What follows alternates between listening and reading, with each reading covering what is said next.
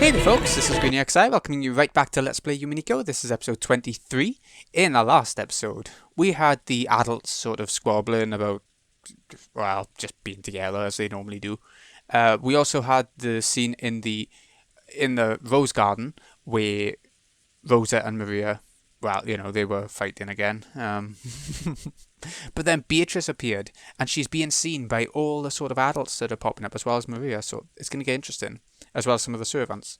And yeah, we left off where she couldn't get through the door to see Kinzo, and then she decided, nope, not going to see Kinzo then, because there was a magic ward on there, proving that she might seem human this time, but she is still rejected by magical wards. So, I think that was about everything from last time. Let's get going. Who is it? Excuse me, I have brought lunch. Enter. Excuse me. He's going to see Kinzo, is he? After receiving approval, Kanon entered the VIP room, pushing the serving cart that carried lunch. The servants called this room the Witch's VIP room. That was because Kinzo strictly ordered that it always be kept clean so that it could be used at any time. Even so, guests would not be allowed into this room, no matter who they were. That's why, at some point, the servants had started calling it the VIP room, which was supposed to be set aside only to welcome the special person Kinzo waited for, the witch from that portrait. And today, Kanon realized that this was absolutely true. When he entered the room, the blonde-haired witch was gazing out the window. It's not Kinzo's room, man. Outside, the rain was no longer falling weakly. As she looked out at the beautiful rose garden, which had been tended to over several days for today's sake, as she saw the winds and the rain ravage it, was she struck by some sentimental feelings? Kanon was not able to tell anything more from her back, which faced him. I will prepare the meal. Beatrice Sama. Kanon went out of his way to call out the witch's name, hoping that she'd turn around. He wanted to know. He wanted to know if the witch who tempted him and Shannon in the past had really appeared again. When he did, the witch whose name had been called laughed, her back still facing him. Holding back her voice, she laughed. Kanon was startled. It was almost as though she had read his mind and knew that he had called out to her, hoping to make her turn around. It smells good. It appears Kraus hired a good cook. Yes. He is called Goda and was employed here recently. There's nothing better than being skilled at cooking. Delicious food completes the 3 pillars of pleasure for living in the human world. It's the secret to preventing boredom after 1,000 years. Kanon and the witch's eyes met. Then she grinned. Without a doubt, certainly, this was clearly the witch from that day, Beatrice. The witch that no one but he and Shannon could see in the past finally held a form, and had arrived openly as a guest through the entrance hall. Beatrice? Sama? It has been a long time. Kanon, the furniture. It has been quite some time. Kanon tried to remember to be polite to this guest for the time being. But the visit of this suspicious witch made dark clouds start to enshroud his heart, especially considering that today was the family conference. You appear to be uneasy about what I plan to do, now that I have appeared. Am I right? Kanon didn't force an answer. This witch probably reads minds, so it's pointless to go to the trouble of saying it out loud. Of course, she could read even his inner resistance. So the witch giggled at Kanon's childish defiance. I came to fulfill my final promise with Kinzo. Your final promise with the master? I lent Kinzo a mountain of gold. When Kinzo gives that up, it will be returned to me with interest. I came to accept that interest tonight.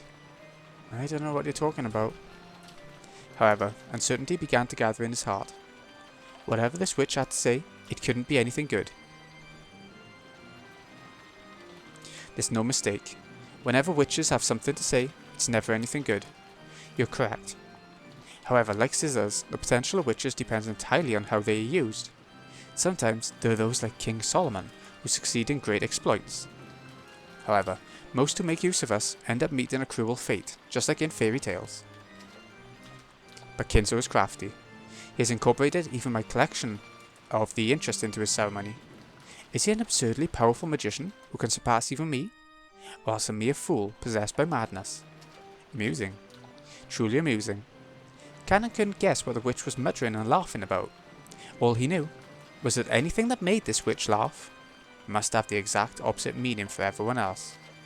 And in the back of his mind, the horrifying words the witch had spat at him in the past began to resurface. What, did you think I'd lend you my power and ask for nothing in exchange? I'll gladly assist a pair in love, and in exchange I'll enjoy watching the cruel fate they'll eventually meet. I've never come across a better show, not over the course of 1,000 years.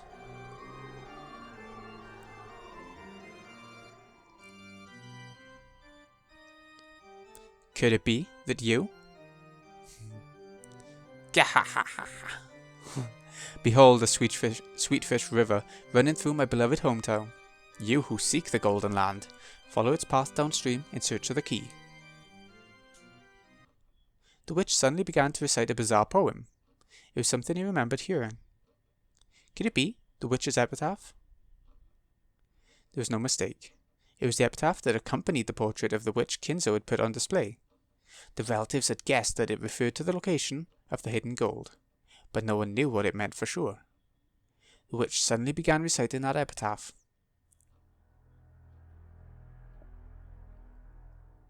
Kanon, since you are furniture, I imagine you've heard about it from Kinzo. The day when everything will be returned to the Golden Land has come.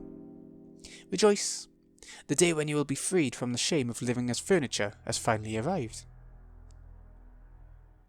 I believe you wanted that for a long time. To furniture, which finds no value in its own existence, merely existing day to day must be nothing but agony. To those with souls, this world is worth clinging to, but those without souls find this world to be full of nothing but suffering. Cackle, cackle. Complicated expressions flitted across Kanon's face. This was the day of release that Kanon had been looking forward to. However, the coming of the day had been mercilessly sudden. And for some reason, he didn't like the hateful tone used by this witch, as she informed him of the coming of this long-awaited day of rest. Kanon couldn't even decide what emotion he should be feeling. Why do you not rejoice? Could you actually have some regrets left in the real world? As mere furniture? I have no regrets, because I am furniture. You truly are a model specimen of furniture. How nice, how nice. However, it won't be any fun if you have no regrets at all. You saying regrets are how you find pleasure? That's correct. Most witches who live for 1,000 years get tired of life. In order to escape boredom, I adorn people's fates with fruit and brandy and cook them like cakes. I find humans dancing through oppressive fates inside an oven to be so very entertaining. You see, I'm actually a tad famous in this regard. So much so that rare guests come from far away to see my skill at cooking. Perhaps this is something that mere furniture cannot understand. Kanon couldn't understand what the witch was saying. However, he fully realized that this was a terrifying being who treated the fate of humans as a show, enjoying it whenever some harm befell them. However, furniture has no soul or life, much less a fate. Pitiful furniture does nothing but serve under the day they released from the world. To furniture like that, the witch, who had come to release them from everything, was a being to be received with overflowing affection.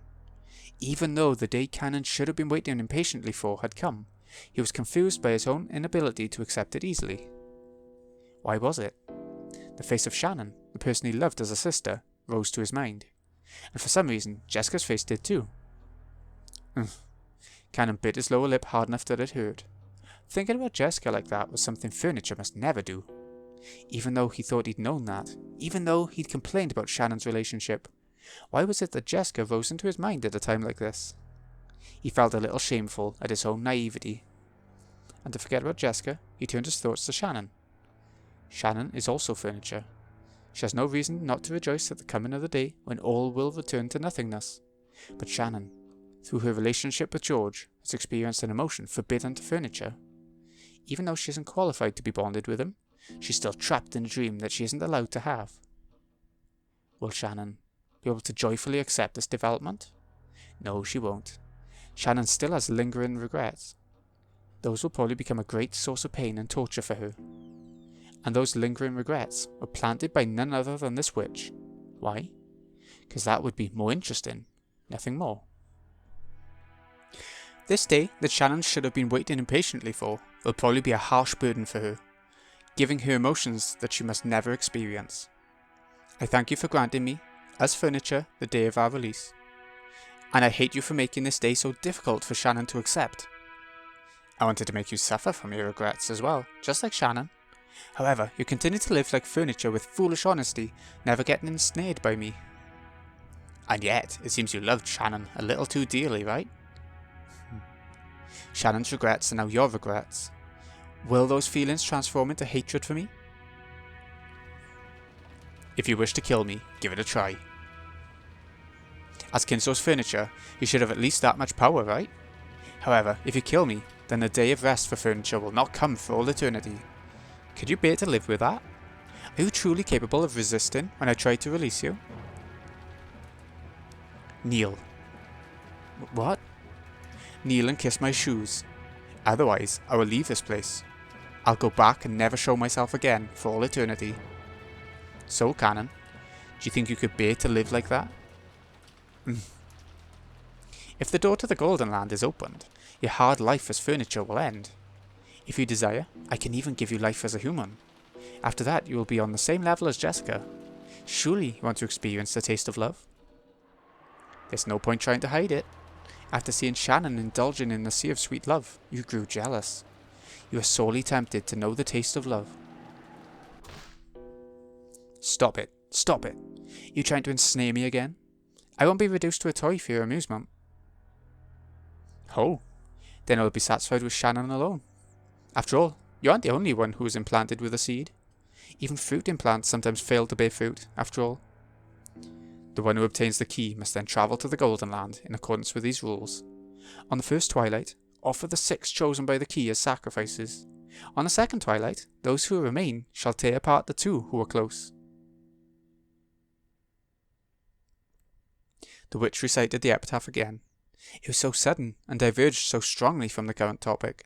However, that challenging smile made it seem almost as though she was using that epitaph as a threat against Kanon. Do you not understand? For the ceremony of the epitaph to succeed, at the second twilight, 2 who are close must be offered as sacrifices. It could be any 2 who are close, a husband and wife, a pair of lovers. According to the rules of the ceremony, who will be selected is up to me to decide on a whim. Don't you think they could no more fit in sacrifice for the second twilight than Shannon as she is now? You dirty. Kanon realised something. Until today, he thought he'd given up everything else and lived as furniture, acting like furniture. But in reality, that wasn't true. He loved Shannon too dearly. Therefore, when Shannon was in pain, Kanon shared in that. If only Shannon had continued to live as furniture. Indifferently like Kanon, without any regrets in this world, he wouldn't have had to be in so much pain. The witch planned to toy with Shannon, who had known the taste of love. No, whom she had taught the taste of love, as she killed her. She wouldn't be welcomed into the Golden Land, and granted a compassionate release. Instead, if the witch had her way, she'd be used as a sacrifice, subjected to the utmost of torture and pain, and forcibly turned into a human foundation for this evil ceremony. And this witch would probably make Shannon meet this horrible fate, for no reason other than that it was amusing to her. Furthermore, she was threatening to do this so that she could make Kanon, who had never submitted to the witch, finally give in. It was that simple. In the end, though he had tried to resist the witch and avoid pleasing her, he had only made things more amusing for her. After all, he was furniture. No, a toy. They were nothing but toys meant only to distract her from her boredom. Damn. What will you do, Kanon? If you kneel, I might refrain from choosing Shannon as a sacrifice, see? Will you do it? I've always wanted to make a toy like you surrender someday.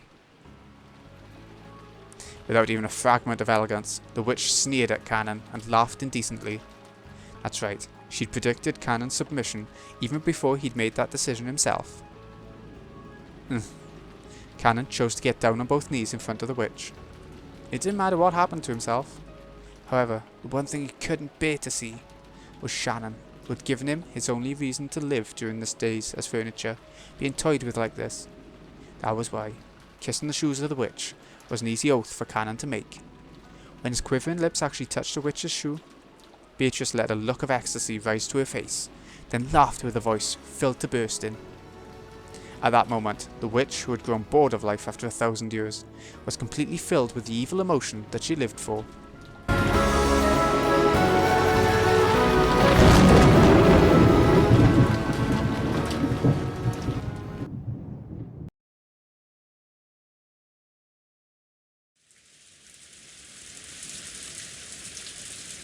When lunch ended, the relatives moved to the parlour. Rosa had bought a high-class brand of black tea from a famous store in Ginza. That had been served, and the parlour was filled with a pleasant aroma. Since the children were there too, the adults tried to interact like normal relatives on the surface, talking peacefully about recent events and how their children were growing up. It had started raining, so the children couldn't do anything but sit here like this, watching TV, unable to go outside. Maria was apparently a TV kid, and she kept watching a boring daytime program without getting bored, giggling all by herself. At first, Battler joined in, seeming to deepen his relationship with Maria. But he had gotten up early that morning and was gradually hit by a wave of drowsiness. Oh, that's a big yawn. Did you get up really early this morning? Something like that. Now that all the tension's gone, I've started getting sleepy while listening to the sound of the rain. Tension? You call freaking out like that tension? At least it is for me. Fra! Battler gave another great yawn and slowly lay down on the sofa. He really did look tired. George and the others had tried talking to him, thinking it was a sign of boredom, but when they realised he really was sleepy, they decided to let him be. My. They say that if you lie down right after eating, it'll become mackerel. Stop kidding around. Go-to-san said we'd be having calf steak tonight. That'd make it mackerel steak. Kumasawa-san? He looks pretty tired. Could you get him a blanket? Here you go. Kumasawa brought a blanket over from the shelf. The large parlour wasn't cold, but the air had gotten a little chilly, so when Battler took the blanket, he immediately wrapped himself up in it like a turtle. You really were sleepy. When would you like to wake up? I'll wake you. No, I can't say I've got any particular requests. You can wake me up if you need something from me. If you don't, just let me sleep forever. Night. Oh? Battler's sleeping? A nap? A nap? Oh, I'll do it too. Hey, Maria. Battler's sleepy, so you gotta leave him alone. Kumasawa-san, could you give us another blanket? It was doubtful whether Maria really wanted to take a nap. She probably saw Battler wrapped up in a blanket and wanted to do the same. When she received the blanket from Kumasawa, she joyfully wrapped herself up in it and set up camp again in front of the TV. Sheesh. Just when we'd finally gathered all the cousins together after 6 years. This guy doesn't have a clue that he's the main guest of this family conference, does he? I can still hear you. We took it easy eating lunch. There's even a typhoon and rain outside now. Since I got nothing to do, that means it isn't my turn yet. I wonder about that. If you have a passive attitude like that, and never do anything unless something else happens, your life would be pretty boring, right? No, that's not what I mean. How should I put it? At times like this, I like to think about it this way. It isn't my turn. If this were a play, it wouldn't be my turn to go on stage. So the best thing to do is stay on the wings of the stage. You're always the main character of your own life, right? Why are you acting like you're in a supporting role? You've got to move forward by yourself and get up on the stage. That's not what I mean. I'm trying to say it's not my turn yet. Krah. Sorry, I'm sleepy. My mind's a mess. Give me a break. Meow, meow, meow, meow. No kidding. You're so sleepy you're spouting nonsense. Let's leave him be for now. I can't let him get away with saying crap like that. You're always the main character in your own life. I got serious issues with what Battler's saying. He's just half asleep. Don't take him too seriously. It's just a lack of guts. You know, not wanting to go on stage just because you think you can't be the main character. Something about it just pisses me off. With distant eyes, Jessica gazed out the window at the grey rose garden obscured by rain. When she put her forehead up against the glass, the pleasantly cool sensation seemed to chase away memories she was trying to forget.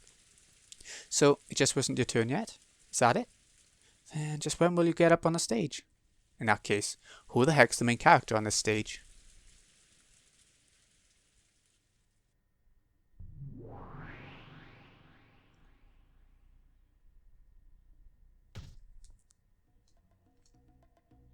Dang, it's like you think you can do whatever you want. What the hell's all this? It's all screwed up. So we're outside the game board, obviously.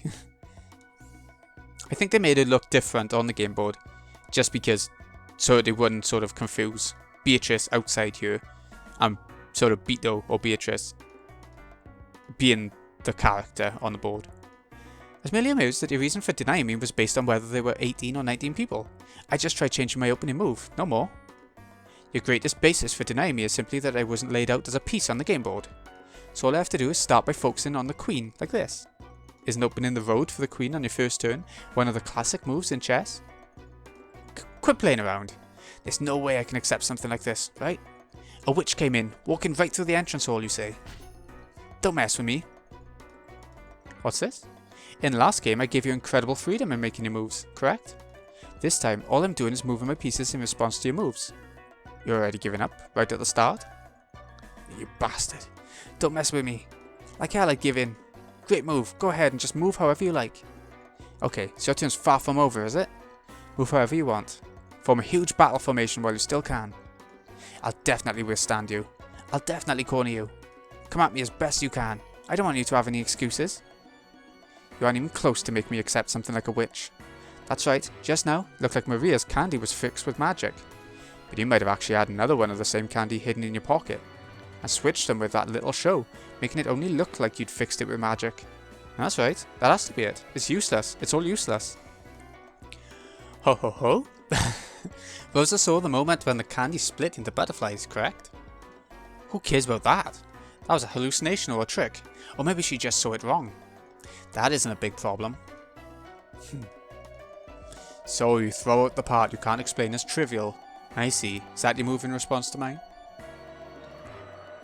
You've dug your own grave. Assure am I a battler? Still isn't your turn yet. Allow me to make my move for a little longer. Has barely begun the turn of the witch. I love that. That was so dramatic.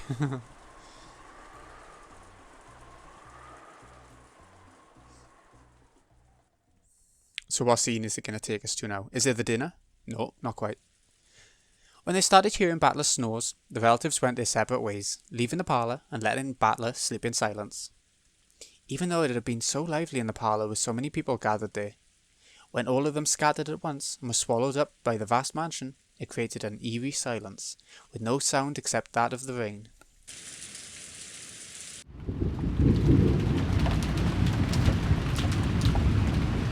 Nope, I haven't met a person like that even once. Aniki? I haven't met them. Kirie-san, is that true? Even I only greeted her briefly when she came into the entrance hall. She looked like she was a bit over 20. I told her my name, but she didn't tell me hers. She was being guided by Genji-san, and I saw her go up to the second floor. So it'd probably be faster to find Genji-san and ask him directly. Still, what a strange turn. The mystery woman had spoken to Kirie. Without naming herself, she'd sneered that Kirie should have had a vague idea as to her identity. That brought someone to mind. And then there was her look-alike, the witch in the portrait.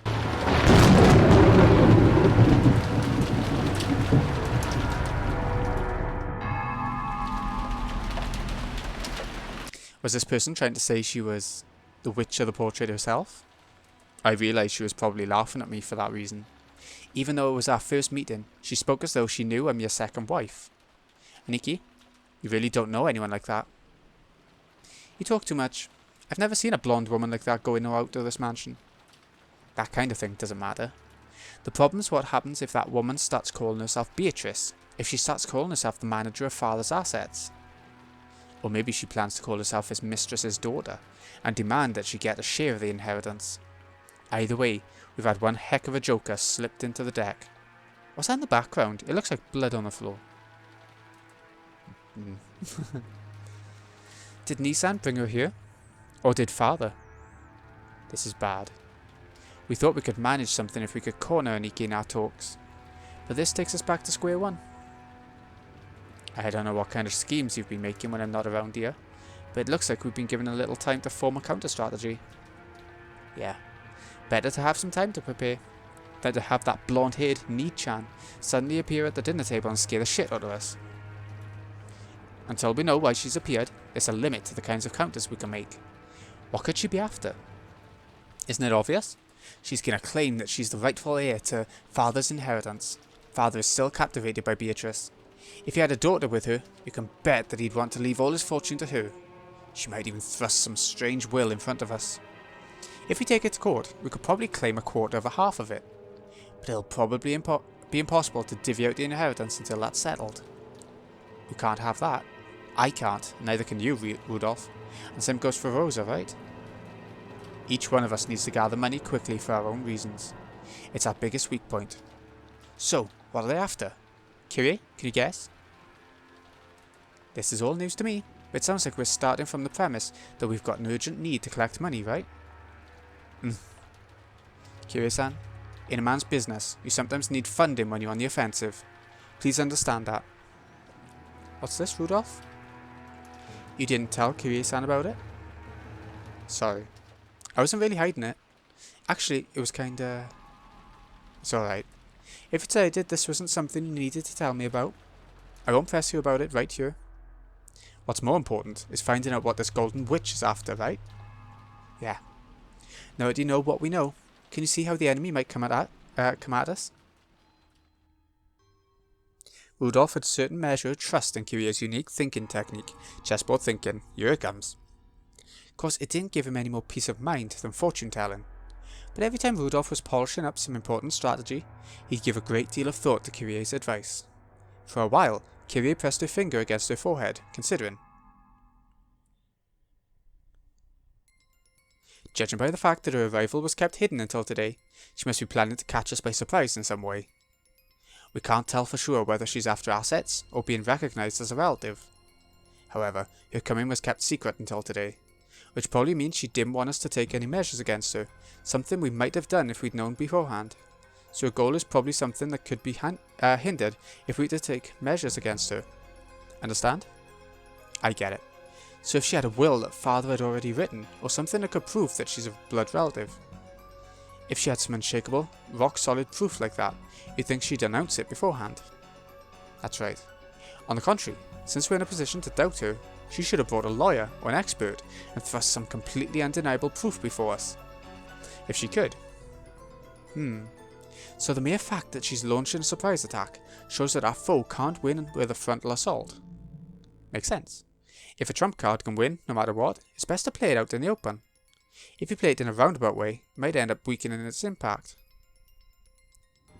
Skipping to the conclusion, we can probably expect to be faced with some huge surprise, something related either directly or indirectly to the inheritance problem that's on everyone's minds. Our opponent probably plans to overawe us simply by the impact of this shock. However, no matter how great the impact might be, it cannot be absolute. In other words, we have enough leeway to take advantage of this. You really got brains. Even understanding just this much is really reassuring. In other words, you're telling us not to get sucked into our opponent's pace. In the end, it's an extremely simple conclusion. No matter what our opponent brings up, we should deal with it calmly, without rushing things. This is just the very first step in the art of negotiation. You really can't say you've predicted your opponent's thoughts with just this. Come on. Just like usual, that was pretty good. Now that we know we've got a little leeway to attack, helps us relax a bit. What we don't know is how she's connected to Kraus-Nissan.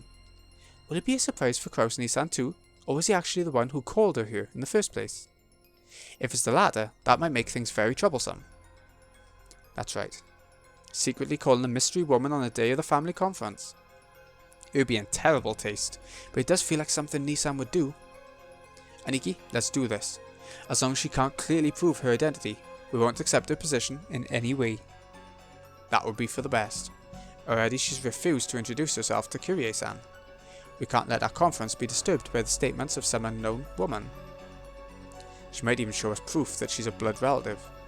If she can prove father's blood runs through her veins, like with a maternity record document, there's nothing we can do.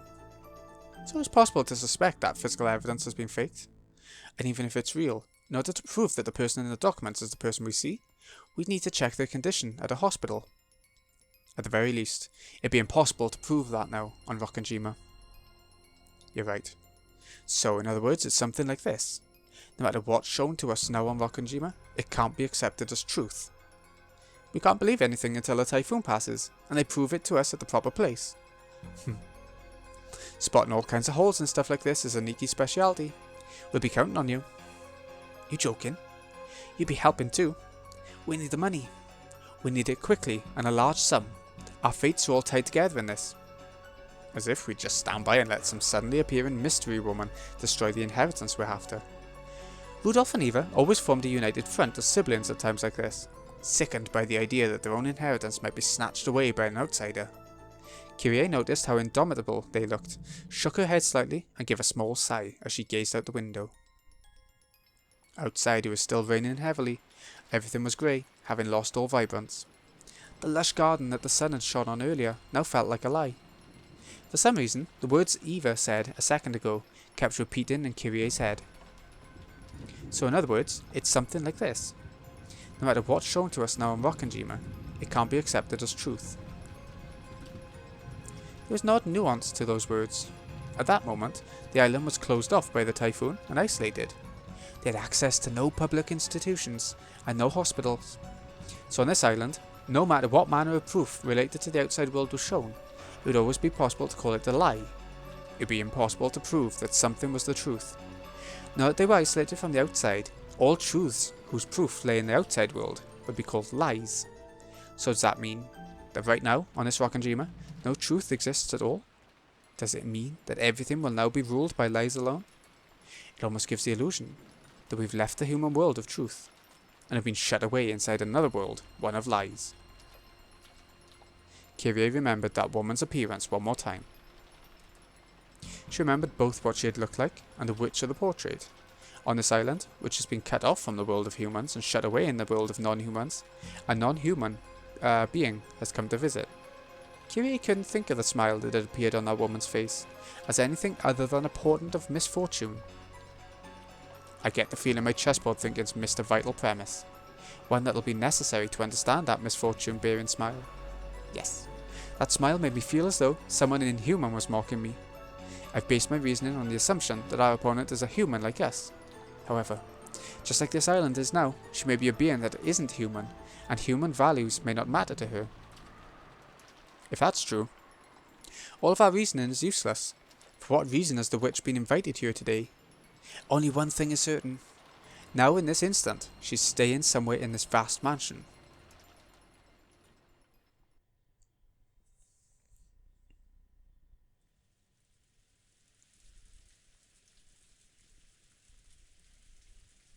Maria, around lunchtime today, we met her outside, right? A woman. Who was she? Oh, I said it over and over. Beatrice. Maria, did you ever meet Beatrice before that? Oh, I've met her every year. Every year? In this mansion on Rokkenjima? Oh. I don't know what it means. Is that true? Yes. How long have you been meeting her? How many years ago did it start? Oh, I don't know. You don't know? What do you mean? Was it last year? 2 years ago? Longer than that? Oh. Rosa was astonished. Only the Ashurmaya family mansion existed on this island, so there couldn't have been any humans other than themselves here.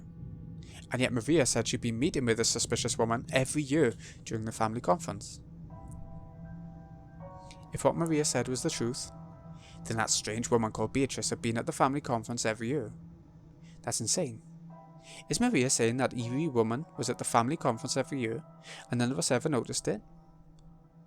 Even though Rosa had just met the woman herself a couple of hours ago in the rose garden, she was overcome with a strange emotion that told her not to accept that existence. What in the world did I meet with earlier today in the rose garden, as the typhoon grew near and the winds roared? Maria, you said you've met with her every year. What do you two do when you meet? Oh, we sing songs, learn magic. I learned how to draw magic circles. Really? That's incredible. Maria, you often draw scribbles. I mean, magic circles in a notebook, right? Did she teach you that too? Oh, you know what? Beatrice drew examples to teach me. Come on, look. Maria joyfully fished around in her handbag. Then she drew out a single notebook and began opening to that page.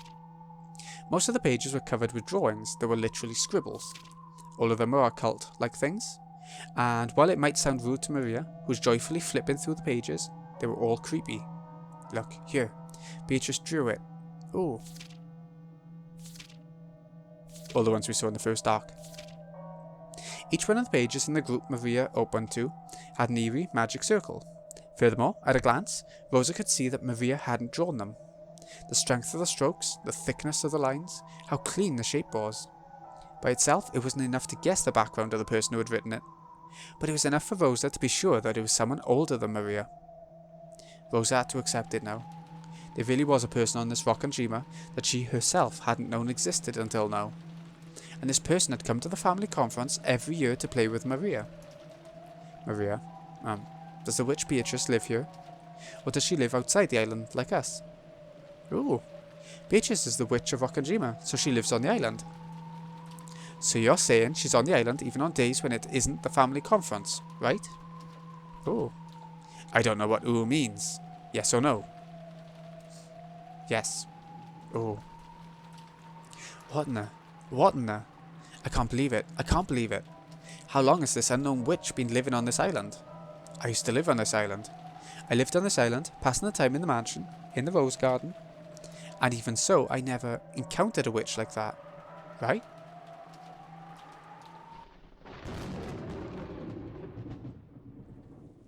Mama? Mama? What's wrong? Mama? My head hurts. I was probably getting a little mixed up with my memories from when I was a young girl. When I was young, I was terrified of the witch, unlike Maria. So for me, the name Beatrice was a synonym for terror. Surely, my fear from those days had been revived by the appearance of a woman going by that name. She can't be a witch. She's obviously a human, calling herself Beatrice, right? That's right. That witch entrusted me with an envelope. What in the world could that be? Rosa pulled that western envelope out of her pocket. It was one of the envelopes that bore the Ashuramaya family crest, which Kinzo used for his personal letters, and its red sealing wax had even been sealed by the head's ring, which Kinzo held. Which meant this envelope belonged to the Ashuramaya family head. In other words, it was from father. Why was a woman calling herself Beatrice holding it, and why did she give it to me? That's right. I'm sure she said to read this aloud at dinner. What in the world could be written inside? A sense of uncertainty gripped Rosa, as if opening this envelope might let loose incredible misfortune. However, at the same time, a little curiosity sprouted up too, urging her to find out what was written inside before the other siblings could. Using common sense, one might guess that it contained a huge decision, somehow related to father's inheritance. Actually, since she'd received it from a woman who called herself Beatrice, there simply had to be some connection. Does it mean this person wants, not just a 4, but a total of 5 people to be included in the inheritance? I need a large sum of money, and I can't wait long. I feel like such a sinful daughter for discussing father's inheritance while he's still alive. But this is no time to spout off cheap ideals. And I've even colluded with Rudolf Nissan and Eva Nissan in order to get some money out of Kraus Nissan. Coming from that position, I can't help but see the appearance of the witch as a sign of approaching misfortune. What could be written in here? I'm sure it's something frightening. Shall I read it secretly myself first? The witch requested that it be read at the dinner table, with everyone gathered. But if that's what she wanted, why couldn't she just read it aloud herself at dinner? Why did she go to all the trouble of entrusting it to me? Simply put, is it because she doesn't mind if I read it secretly beforehand? It'd be better to secretly read the contents first. I understand that would mean breaking my promise, but this is no longer the time for cheap ideals. Depending on the contents, I should probably discuss it with Eva Nissan and Rudolf Nissan too. They're always really good thinkers when it comes to this kind of thing. When I gulped and put my hand to the red sealing wax, something suddenly pulled on my sleeve, and I let out a small scream. What? Maria? Don't scare me like that. What is it? Ooh. You mustn't. Maria's expression was the same portent of misfortune she'd felt from that witch. It sent a tingle up her spine.